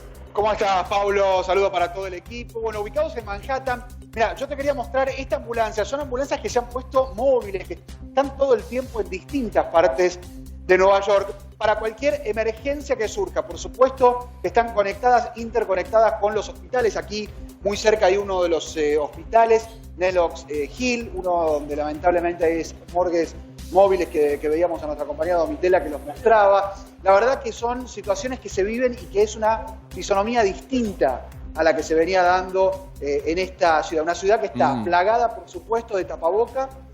Ya había una normativa, hoy vi que en Buenos Aires se había puesto la normativa de la obligatoriedad. Sí. Aquí ya estaba desde hace semanas, ya es obligatorio usar el tapaboca. Hay gente que todavía no la tiene, pero mira, por ejemplo, en este supermercado, quiero mostrar, mucha de la gente que está sí utiliza el tapaboca, sí tiene, digamos, el tapaboca en este caso colocado. Sí, ahí lo vemos. La compra, bueno, se hace como habitual. Ahí lo vemos, es un poco la gente, otros que no, gente que está en la calle y que no lo utiliza. Pero claro, el día de hoy fue muy clave con que, Pablo, con el enfrentamiento entre el presidente Donald Trump y el número 1 de los especialistas, el doctor Fauci. Porque en el día de ayer hubo una pregunta que se tomó como para, o por lo menos se interpretó de una manera, eso fue duro y hoy la aclaró en la conferencia de prensa a nivel no solo local sino mundial, que es cuando habla Donald Trump y estaba el doctor Fauci, que es el especialista número 1 en esta pandemia y que asesora al gobierno. ¿Con qué tenía que ver? Con que en principio ayer Fauci le habían hecho una entrevista del New York Times. Él habló de que se podía haber evitado tanta cantidad de contagios si se hubiese actuado de otra manera. Bueno, él dice que ante un escenario hipotético sí, contestó esa pregunta con un sí, se interpretó que en realidad era en contra del presidente Donald Trump, como que no había actuado de la manera que tenía que hacerlo, y él explicó que cada sugerencia que le dan al presidente, él la acató y que todo eso en realidad está en sintonía con lo que ellos vienen sugiriendo. Así que planteó que están las cosas bien. Donald Trump después fue extraño porque empezó a decir y a contabilizar todas las acciones que se habían dado, incluso previamente a la sugerencia del doctor Fauci, ¿no? Diciendo, en realidad nosotros actuamos previamente a que me asesore Fauci, a que me asesore la doctora Bates, nosotros ya veníamos haciendo en enero tal cosa, en febrero hicimos tal otra, y después, y aparte todo el tiempo hacía mención, sobre lo que dijo Fauci, bueno, todo esto es anterior a que él me haya dado algún tipo de sugerencia. No lo dijo expresamente, pero se entendió en la conferencia de esa manera. Así que hoy fue un poco protagonizada por ese enfrentamiento con números, sí, muy fuertes aquí en la ciudad de Nueva York, Pablo, sí, muy fuertes, ¿no? Muy duros, ¿eh? Estamos hablando de Estados Unidos, encabezando el número con 23.000 muertos tenemos, ¿no? Sí, toda la cifra. Ahora, Ronen, hoy la cifra, por lo menos que llega a la Argentina, es que hubo 671 decesos en el estado de Nueva York, pero que al mismo tiempo, el gobernador del estado, Cuomo, dijo que lo peor ya pasó. Esto es tan cierto, y ese es el espíritu que hay hoy en los neoyorquinos. Y que la curva se está aplanando. Sí. Bueno, eso queda claro que también que dice Branca. Bueno, es un poco de varias cosas, ¿no? ¿Por qué? Porque Andrew, como claro, él dice, esto por una cuestión de que llegamos a un pico de 799, ya se vienen varios días que no se supera esa barrera, que está lamentablemente en el rango de los 700, hoy no en el rango de los 600. Todo esto igual siempre decimos que detrás de eso, de un número, hay una familia, un dolor. No es que, y cuando uno habla de la curva, que por ahí la gente no entiende qué es la curva tiene que ver con la cantidad de gente que entró al hospital, que es atendida en este caso, concretamente en hospitalizaciones. Ellos lo que dicen es que tanto las personas que, en esta famosa curva, las personas que entraron al hospital son menos, pero además no solo son menos, sino que de las que entraron al hospital son mucho menos las que necesitan respirador. Ajá. Por eso, Andrew, ¿cómo ve una tendencia en estos días? Una tendencia que no, digo, nadie puede decir que esto está superado, ni que es 600 casos, ¿no? Estamos hablando de que no es un número, digamos, no es poca gente. Entonces, digo, ese tipo de cuestiones son como muy fuertes. Pero Andrew, ¿cómo está como con una, por lo menos una visión positiva de lo que está sucediendo? Exacto. José Luis, ¿quién está dentro de esta pandemia desde el punto de vista económico con más reto? ¿Estados Unidos, los chinos, Europa? ¿Quién saca primero la cabeza?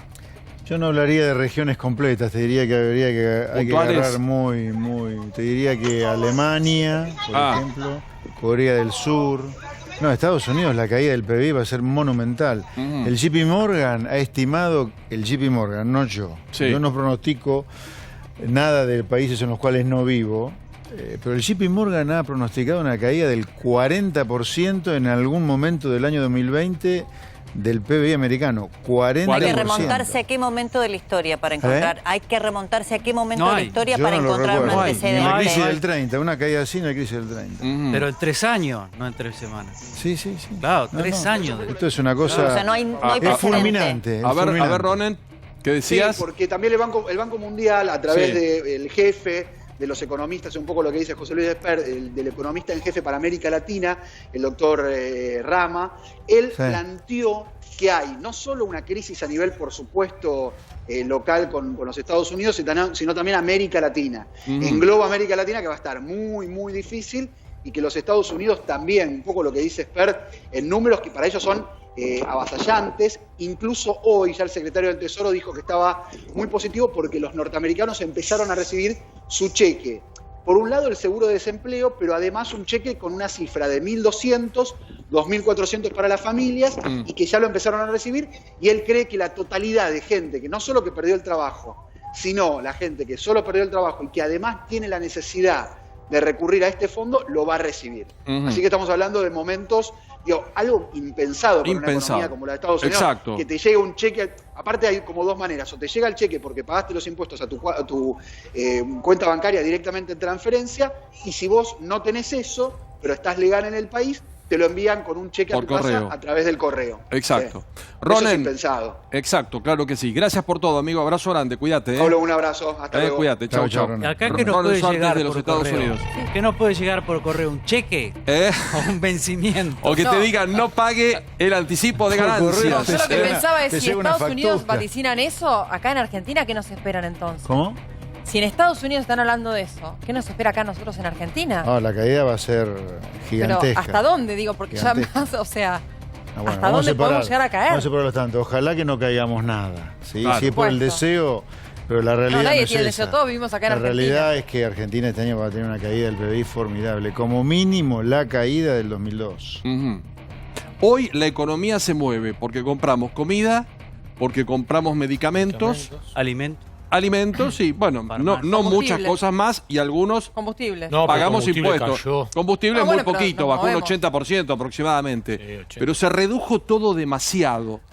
¿Qué sectores ves que medianamente pueden sacar la cabeza afuera o que no están tan perjudicados? Porque vos hoy trajiste el interanual donde, por ejemplo, farmacias de marzo a marzo bajaron un 33%, alimentos 18%, por más que las ventas levantaron bastante en los últimos meses. A ver, yo te voy a dar una respuesta tentativa, por supuesto, pero acá lo importante es, vos tenés el PBI, el Producto Interno, o sea, la maquinaria la tenés encerrada cumpliendo la cuarentena. O sea, se te va a derrumbar la actividad económica, no hay manera. Hoy te diría el agro, que el gobierno ha permitido, dado que estamos en plena cosecha gruesa, y alguna maquinaria vinculada con el agro, es de lo poquito que se está moviendo, te diría. Algo tecnología, por obviamente, dado que estamos todos haciendo Zoom, Skype o tratando de pagar las cuentas por internet, algo se ha movido. El resto... Ahora, José Luis, ¿puede que cuando pase todo este trance en todo el mundo, los precios de las materias primas, que es lo que más vendemos nosotros, hacia el mundo, vuelvan a tener un rebote importante que nos permita empezar a salir de nuevo o no? ¿A nosotros en Argentina? Sí. Sí, puede ocurrir, pero para mí eso todavía es el siglo que viene, por lo que falta. Ahora, José Todavía Luis, no está resuelto de ninguna manera, ni siquiera, yo creo que ni siquiera hemos recorrido una cuarta parte del camino a recorrer para salir de la pandemia. bueno, por tanto, eso no lo veo por eso te todavía. repregunto, porque mucho del foco de la crisis económica o de la pandemia económica que dejará el coronavirus está puesto en los efectos de la cuarentena. Pero también hay algo que es un efecto evidente, no provocado por ningún gobierno, que por más que mañana Alberto Fernández levantase la cuarentena, por supuesto que hay muchas actividades que rápidamente pueden recuperar, pero hay otras actividades de la economía muy dinamizadoras, muy relevantes, que dan muchos puestos de trabajo, que aunque no haya cuarentena no van a trabajar, porque estamos en el medio de una crisis sanitaria que es de alcance global nunca vista, y el temor de la gente, Sí, claro. digamos, hay actividades que no van a repuntar. Por eso, para responder un poco más lo que preguntaba Gustavo, a mí no me da la cabeza para imaginarme hoy la recuperación. A gatas es control de daños, tratar de que los daños colaterales sean los mínimos posibles, porque esto te dinamitaron el motor, el corazón de las economías. ¿Y la decisión respecto de las tarjetas de crédito, del pago de las tarjetas de crédito, qué te pareció? Esta decisión de los 3 meses de gracia, pero con interés alto, más después. Todo lo que puedas hacer está bienvenido. Si pudieras hacer más, mejor. Apaga. Ahora, la pandemia dinamitó. Me dan un minutito, lo sumamos a Luciano en Río, que es colega nuestro, y nos preocupamos mucho por Brasil, no solo por los sanitarios, miren lo que es esa imagen, vacía, sino porque somos vecinos y tenemos una relación comercial también muy fuerte. Luciano Silveira con nosotros. Luciano, gracias por atendernos. Buenas noches. Hola amigos, ¿todo bien? Buenas noches. Nosotros bien, tuvieron números complicados en el día de hoy en Brasil, si bien tienen 5 veces más de habitantes que nosotros, los números están complicados en cuanto a infectados y en cuanto a muertes también, ¿no? En especial en algunas zonas, acá en Brasil, somos un país muy grande y con realidades muy distintas. Donde vivo, la parte sur, la cosa me parece estar un poco más controlada, pero en São Paulo y en Río, sí, mucha gente y las zonas. Vamos a corregirlo porque está colapsado el sistema. Yo pongo mucho hincapié en Brasil, porque Brasil tiene un presidente que se lo tomó de una forma muy particular, y son vecinos comerciales y son vecinos fronterizos. Ahora, ahí tenemos el doble problema, ¿no? Paulo, si ellos no están bien... Es cierto lo que vos decís, que ellos obviamente son 5 veces más la población. Ahora, tienen 13 veces más de muertos que la Argentina. Y en las favelas. Hoy hubo 105 víctimas en 24 horas. Terrible. Argentina tiene 98 desde que comenzó. Sí, pero Río, 182 muertos, 3.200 casos hoy. Y ya casos en, Río, imagínate. Claro. Estamos hablando en de la favela, Niño de Dios, allí. José, ¿tenemos que mirar un poquito a Brasil y al resto también? Sí, yo creo que hay que mirar a todo, porque acá no hay una solución única ni mágica para todo, ¿no? Vos mirás Estados Unidos, vos decís, parece un delirio lo que está ocurriendo allá en cuanto a la cantidad de muertes, fosas comunes. Pero cuidado, son culturas diferentes. Ellos están acostumbrados a la guerra y están acostumbrados a la muerte. Y como bajan, no es el mismo valor que nosotros. Para nosotros la vida tiene un valor que no lo tiene Estados Unidos, por cultura, por religión incluso. Sí. Son cosas diferentes. Eso es importante. Cada país está tratando de hacer lo que puede. A mí no me gustó el presidente el viernes nuestro comparándonos, creando un Chile, ambiente Uruguay festivo, ni con Chile, mucho menos con Chile, ni con Brasil, ni con Estados Unidos, ni con Europa. Cada país está tratando de hacer lo que puede. Y nosotros, cada vez que nos hemos dado vuelta a esa arrogancia silvestre que tenemos, no nos ha ido Me bien. gustó esa arrogancia silvestre. Pero es que nos sale naturalmente. Sí. Y Alberto es muy argentino en eso. Expresa muchas de las virtudes para mí, pero también muchos de los defectos nuestros. Yo sé que vos querías ser presidente. Vos querías ser presidente, pero te ubico en tu otro rol, sos economista. Suponete que eras ministro y el presidente te dice, bueno, José Luis, resuelva el despelote brutal de la pandemia. ¿Qué hubieses hecho? Bueno, son las cosas que dije antes. Yo digo una sola cosa, no es que porque sea político, porque economista te digo cosas diferentes. Mi candidatura, lo único que pretendió es, desde el lugar mío, un laburante del sector privado, un profesional de la economía, viendo lo que padece la gente con la clase política tradicional, es una voz diferente. Y acá, como economista profesional, lo que te dije que haría, es lo que haría yo, es lo que le propondría al presidente. Un comité de eximios economistas que lo asesoren, una reforma laboral, por lo menos para lo que dure la cuarentena, totalmente diferente a lo que se ha realizado, un serio ajuste del sector público para que la expansión monetaria no sea tan grande. ¿Y hubieses emitido? No, emitir eso no, lamentablemente no hay manera, pero hay que reducirla al mínimo. Claro. Para eso se requiere un fuerte ajuste del gasto en la parte del Estado que no está funcionando. A ver, Luciano, si podemos ahora con vos en Brasil. Ahora me parece que estamos mejor con la comunicación. ¿Nos escuchás? Sí, perfecto. Bueno, hablábamos de un número alto, lamentablemente, de fallecidos, de muertos, somos vecinos y al margen de la economía compartimos la frontera y tenemos que cuidarnos mutuamente. Vos me decías que en San Pablo y en Río es una cosa y en otros estados es otra.